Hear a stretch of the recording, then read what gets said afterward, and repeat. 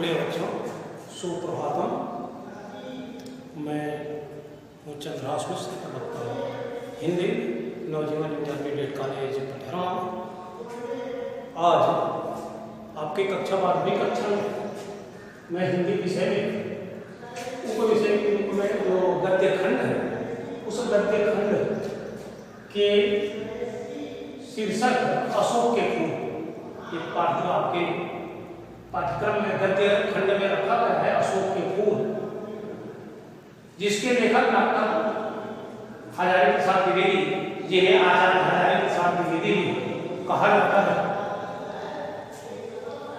के विषय में मैं आप लोगों के समक्ष कुछ इनके जीवन से संबंधित संक्षिप्त जीवन परिचय उल्लेख करूंगा। साथ ही साथ शीर्षक जो अशोक के फूल आपके पाठ्यक्रम में रखे गए हैं, उस निबंध की कुछ अंश की व्याख्या की जाएगी। तो आइए, आप डॉक्टर हजारी प्रसाद द्विवेदी या आचार्य हजारी प्रसाद द्विवेदी के संक्षिप्त जीवन परिचय के विषय में बताना चाहूँगा कि आचार्य हजारी प्रसाद द्विवेदी जी का जन्म सन 1907 ईस्वी में, जिनका जन्म स्थान दूधे का छपरा बलिया के नाम से काम जाना जाता है, और यह दूधे का छपरा बलिया जिला उत्तर प्रदेश में हुआ था।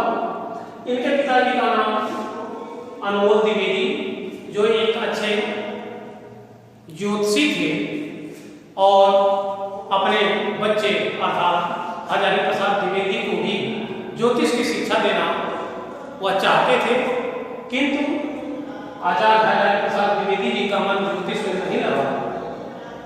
इनकी माता जी का नाम ज्योतिष कली देवी था, जो काफी धर्मनिष्ठ एवं संस्कारित महिला थी। प्रारंभिक शिक्षा आचार्य हजारी प्रसाद द्विवेदी जी का संस्कृत पाठशाला हुआ। जैसा कि मैंने अभी पहले बताया कि इनके पिताजी इन्हें ज्योतिष का ज्ञान कराना चाहते थे, लेकिन इनका मन ज्योतिष में नहीं लगा, तो संस्कृत पाठशाला से इन्होंने शिक्षा प्रारंभ किया। उच्च शिक्षा के लिए या काशी हिंदू विश्वविद्यालय वाराणसी से उच्च शिक्षा प्राप्त किया। वहीं से संस्कृत विषय में आचार्य किया तथा ज्योतिष का भी इन्होंने अध्ययन किया। कार्य क्षेत्र के रूप में यह निश्चित रूप से आगे चल करके एक प्रसिद्ध लेखक, अध्यापक और प्राध्यापक, अर्थात जिस विद्यालय में इन्होंने अध्ययन किया संस्कृत काशी हिंदू विश्वविद्यालय से, उसी विश्वविद्यालय में हिंदी विभाग के विभागाध्यक्ष भी रहे। पंजाब यूनिवर्सिटी में भी यह हिंदी विभाग में कुछ दिन तक काम किए। इसके अतिरिक्त इन्होंने शांति निकेतन, रविंद्रनाथ टैगोर के शांति निकेतन में भी इन्होंने अध्यापन का पाठ किया। अब इनकी प्रमुख कृतियां, जिस पर मैं प्रकाश डालना चाहूंगा कि इनकी प्रमुख कृतियां कौन कौन सी हैं। वैसे आचार्य हजारी प्रसाद द्विवेदी एक ऐसे व्यक्तित्व हैं जिनकी लेखनी हिंदी साहित्य के, हिंदी गद्य के सभी विधाओं पर बड़ी ही तेजी से चली और इन्होंने किसी भी विधा को अछूता नहीं छोड़ा। इनकी प्रमुख कृतियों में आता है निबंध, और इनके निबंध में कूटस्थ, अशोक के फूल, कल्पलता, विचार एवं विचार, आलोक, कर्म आदि इनकी प्रमुख जो है निबंध रचनाएं, जो उच्च कोटि के निबंधों में इनकी गणना की जाती है। निबंधों में आचार्य दूसरे नंबर पर आलोचना साहित्य, अर्थात इन्होंने निष्पक्ष होकर के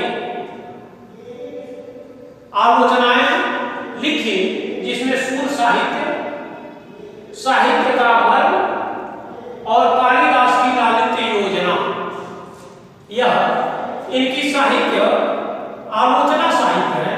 सूर साहित्य, साहित्य का वर्ग, कालिदास की लालित्य योजना। इसके अतिरिक्त इन्होंने उपन्यास, अभी मैंने बताया कि इनकी लेखनी हिंदी गद्य की सभी विधाओं पर चली है। इन्होंने उपन्यास भी लिखा और उस उपन्यास में बाणभट्ट की आत्मकथा प्रसिद्ध उपन्यास है इनका। इसके अतिरिक्त पुनर्नवा, चारुचंद्र लेख और आरामदास का पोथा। यह आचार्य हजारी प्रसाद द्विवेदी जी के निबंध है जिसमें बाणभट्ट की आत्मकथा, पुनर्नवा, चारुचंद्र लेख, आरामदास का पोथा। इसके साथ ही साथ इन्होंने इतिहास ग्रंथ में लिखा और उस इतिहास ग्रंथ में हिंदी साहित्य की भूमिका, इनकी प्रसिद्ध इतिहास ग्रंथ थी जिसके माध्यम से इन्होंने पूरे हिंदी साहित्य के इतिहास को ही प्रकाश डालने का काम किया। इसके अतिरिक्त इनकी अन्य जो साहित्य ग्रंथ है, हिंदी साहित्य का आदिकाल, यह विशेष करके जो 4 कालों में हिंदी साहित्य के इतिहास को बांटा गया था, आदिकाल, पूर्व मध्यकाल, उत्तर मध्यकाल, रीतकाल और आधुनिक काल आदि जो नाम दिए गए थे, उसमें से प्रथम अर्थात हिंदी साहित्य का आदिकाल, प्रथम काल को इन्होंने हिंदी साहित्य के आदिकाल को अपने इतिहास ग्रंथ के रूप में लिखा। इनकी भाषा पूर्णतः हिंदी खड़ी बोली है जिसमें संस्कृत निष्ठ शब्द है।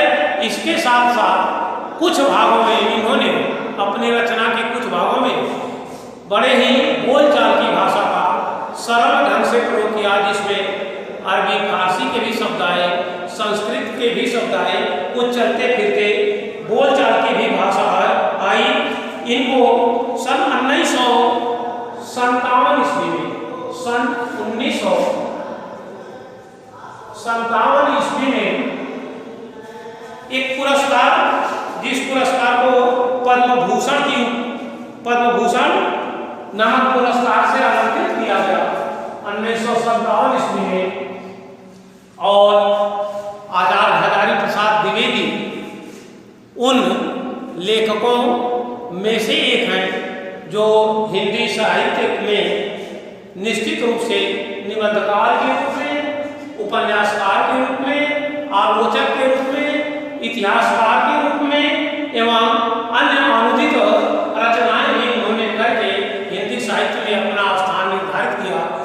इन्होंने लगभग 3 यूनिवर्सिटी अर्थात विश्वविद्यालयों में इनको सेवा करने का अवसर भी प्राप्त हुआ तथा इसके अतिरिक्त इन्होंने जो कुछ भी निबंध के लिए, निबंध के जितने भाग होते हैं, लगभग सभी प्रकार के निबंधों की रचना किया। इनके हास्य व्यंग्य निबंध अति ही प्रसिद्ध। इसके साथ साथ इसके भावात्मक, इनकी निबंध शैली जो है भावात्मक, गवेषणात्मक, विचारात्मक, आलोचनात्मक तथा हास्य व्यंग्यात्मक निबंध इन्होंने लिखा और इस निबंध के आधार पर इन्होंने आपके पाठ्यक्रम में एक निबंध रखा गया जिसका शीर्षक है अशोक के फूल। यह आपके पाठ्यक्रम में दूसरे पाठ के रूप में रखा गया शीर्षक है वह अशोक के फूल। आप इस पाठ से पूरी तरह से अवगत होने के बाद इस अशोक के फूल को, जो हजारी प्रसाद द्विवेदी जी द्वारा लिखा गया एक प्रसिद्ध निबंध है, उससे आपको हम परिचित कराएंगे।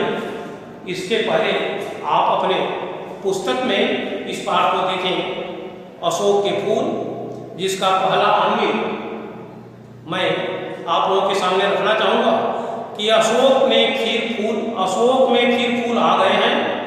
इन छोटे छोटे लाल लाल पुष्पों के मनोहर स्तबकों में कैसा मोहन भाव है। बहुत सोच समझकर कंदर्प देवता ने लाखों मनोहर पुष्पों को छोड़कर सिर्फ 5 को ही अपने तुरीन में स्थान देने योग्य समझा था। यह अशोक भी है। ऐसा आप इस प्रथम अनुमित के विषय में, यहाँ अशोक के फूल के विषय में बताते हुए लेखक द्विवेदी जी अर्थात हजारी प्रसाद द्विवेदी जी कहते हैं कि अशोक में फिर फूल आ गए हैं। अशोक एक वृक्ष है जिसको आप थोड़ा सा इसको समझने का प्रयास करेंगे कि जो सामान्य स्थिति में आप लोगों के सामने जो अशोक का वृक्ष है इस समय तरंगित पत्ती वाला दिखाई दे रहा है, जो केवल शोभा देने वाला है, उस अशोक की चर्चा यहाँ लेखक नहीं कर रहे हैं, बल्कि वह अशोक जिसमें लाल लाल रंग के गुच्छों में फूल निकलते हैं और वे फूल लाल रंग के फूल से पूरी तरह से अशोक का वृक्ष ढक जाता है, उस अशोक की चर्चा की गई है। न कि आजकल आप लोगों के सामने यह सजावटी का पुष्प और सजावटी का पेड़ जो अशोक के जिसकी पत्तियां तरंगित होती हैं और वह आज शोभा पा रहा है, उसकी चर्चा हजारी प्रसाद द्विवेदी नहीं कर रहे हैं, बल्कि उस अशोक की बात कर रहे हैं जिसमें लाल लाल रंग के पुष्प का गुच्छा दिखाई देता है, वह साल में एक बार पुष्पित होता है, उसकी बात करते हैं।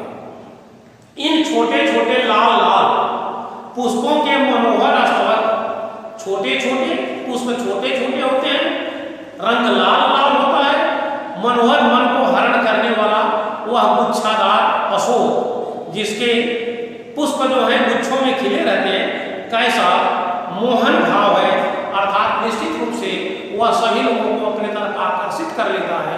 वह पुष्प अशोक का पुष्प आकर्षित करने की क्षमता रखता है, जिस पर लोग निश्चित रूप से अपने ध्यान आकर्षित कर ही देते हैं। बहुत सोच समझकर उस अशोक के वृक्ष के विषय में, अशोक के फूल के विषय में यहाँ निबंधकार बताना चाहते हैं कि बहुत सोच समझकर कंदर्प देवता ने, कंदर्प कामदेव को कहा गया, कामदेव देवता ने लाखों मनोहर पुष्पों को, अर्थात अशोक के पुष्प के तरह से बहुत से ही सुंदर पुष्प प्रकृति में पाए जाते हैं, लेकिन उन सभी पुष्पों को छोड़ करके सिर्फ वह कामदेव अपने सिर्फ 5 को ही अपने तुरीन में, तुरीन का अर्थ होता है जिसमें बाण या तीर रखा जाता है, वह धनुषधारी अपने पीठ पर जिसमें बाण या वह तीर रखने का काम करते हैं, उसका नाम है तुरीन, जिसको तर्कस भी कहा जाता है। अर्थात उस तुरीन में कामदेव के पास मात्र 5 ही पुष्प थे जिसको उन्होंने चयन किया और उसको वह अपने तुरीन में स्थान दिया, जिसके आधार पर वह अपने शत्रुओं को पराजित करने में सक्षम होते थे। वे 5 पुष्प में एक पुष्प जो है वह अशोक भी है, ऐसा निबंधकार का, लेखक का कहने का तात्पर्य है कि कामदेव के पास जो 5 प्रकार के पुष्प हैं जिनको पंचसर के नाम से जाना जाता है, उस पंचसर में एक सर का होता है बाण, पंच का होता है 5 सर अर्थात 5 बाण जो कामदेव के तर्कस में विराजमान है, जिसके द्वारा वह दूसरों पर आघात करके उन्हें घायल करता है। उस 5 वृक्षों में, 5 बाणों में एक अशोक का पुष्प भी है। उसी अशोक की बात यहाँ लेखक आप लोगों के सामने रखना चाहता है। बाकी आगे पुनः आप लोगों को अगले वीडियो में या दूसरी अनुमति या अशोक के पुष्प दूसरे भाग के रूप में पुनः प्रेषित किया जाएगा। तब तक आज के लिए बस इतना ही। आप लोगों को बहुत बहुत धन्यवाद।